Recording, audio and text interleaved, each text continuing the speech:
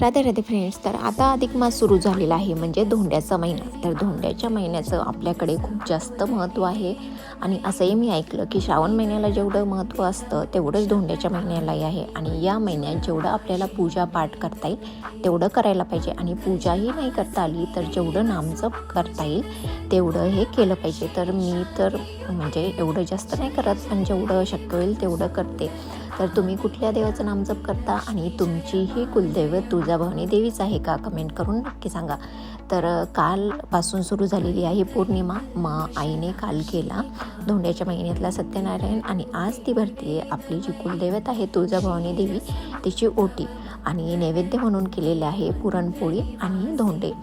तर आज म्हणजे या धोंड्याच्या महिन्यातले दुसऱ्यांदा तिने धोंडे बनवलेले आहे गाईसाठी आणि नैवेद्यासाठी.